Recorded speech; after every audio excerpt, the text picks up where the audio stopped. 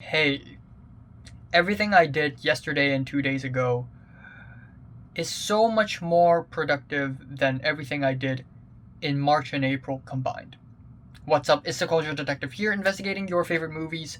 I'm going to do my second review of the day, and it's also, coincidentally, a movie review. And not only one movie review, but I'm going to be reviewing two movies. Two movies I watched because of my very disappointing, boring, bland film introduction course in college, which I realized that I shouldn't have taken, but I didn't have any other choice. But, anyways, I watched Living in Oblivion and the Laramie Project. I just finished the Laramie Project like half an hour ago.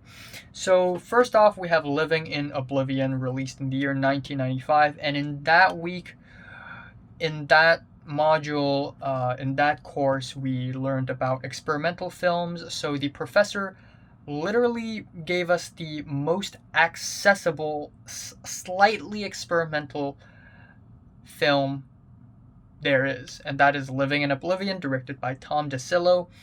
And the story is basically Steve Buscemi, the director, Steve Buscemi. He's directing a movie, a low budget movie, but everything went wrong, and turns out it's a dream. So he does it again. Turns out that's still a dream, and then he does it again. So there are actually three big scenes. This movie is actually three huge scenes. I actually really enjoy this movie. As a filmmaker, I think this movie is important, and I think every filmmaker should watch this movie before they decide for themselves. You know what? I'm gonna join the industry because making movies is fucking tough. It's so difficult. Like before I worked on the short film that I'm working on right now, like 2 years ago, I know that filmmaking is difficult, but I didn't know it's this difficult. Writing the script is already tough enough. I spent years, and I'm not exaggerating, years. I spent 3 years on one script, and I rewrote it again and again and again and again, and it's still never good enough. I still receive all sorts of criticisms left and right, and it's incredibly frustrating. So I completely scrapped that, I shelved that, and I write another script, shorter, simpler, and it's still tough. And that's just the script writing. How about the rest of the planning? How about the filming process? How about the post production? And this movie is more about the filming process, where in the set, a million things can go wrong. A light bulb can blow up, an actor can be an asshole and ruin the scene. Uh, the cinematographer forgot to turn on the camera. The guy with the boom enter the shot. Uh, Weird sounds outside of the set. Like, there are just so many ways for things to go wrong, and this movie just perfectly captures that. Now, it's not a perfect movie, but I still enjoy it from front to back. Also, Peter Dinklage in the last scene, he steals every single scene he's in. He just steals it, just every single line. He's just so damn good. He's just so damn funny. And apparently this is Peter Dinklage's first role, and wow, I'm impressed. But yeah, Catherine Keener is in this movie as well, and yeah, again, it's not that much of a conventional movie, but there's still a narrative going on, and maybe if you're not a filmmaker, like maybe if you're not interested in making films, maybe you wouldn't enjoy this movie as much. But this movie just goes to show how difficult, how painful, how torturous this process is, and it's, I'm probably not prepared for it. I'm actually kind of scared. So yeah, I like this movie. 8 out of 10.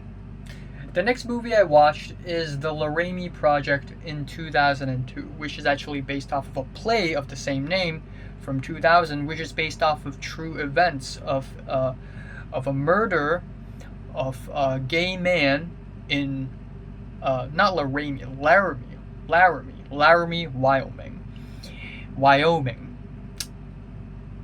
And this is this week, the module of the class is about documentaries.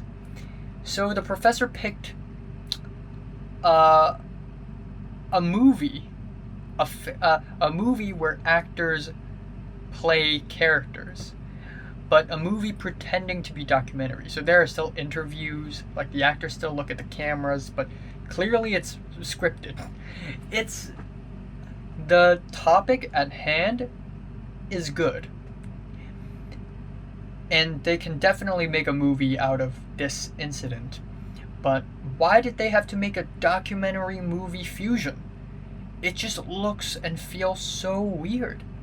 Also, Steve Buscemi is in this movie, which is great, but still, it's just so weird. It's just so weird, and the dialogues are not particularly well written as well. So there are moments where characters try to act really natural, but they just end up sounding really like typical when in reality people rarely speak like that. There are a couple of emotional moments in this movie that's pretty nice, but yeah, at the 44-minute mark of this movie is 1 hour and 30 minutes long, and at around the 44-minute mark, I'm like, I think this movie is ending. And then I checked, it's only halfway through. It's also really funny because I'm watching Lost season 6, the final season, and I think 3 of the actors in Lost, like 3 main actors in Lost, also ended up in this movie, so that's kind of funny. But that being said, it's still really weird. This documentary movie fusion thing is just not working out for me, not at all. And I think with this style, it just gets really distracting at times, which makes the subject at hand not shine as much. And also, given a story like this, they could have made a way more compelling and interesting documentary, but it's just so repetitive. It just keeps going on and on and on and on. So yeah, I'm not enjoying this one as well. Feeling like a strong 5 on this to a light 6. Strong 5 to a light 6. So, have you watched Living in Oblivion and the Laramie Project? From 1 to 10, how much did you rate it? Love it, like it, and subscribe if you want more. And thanks for watching.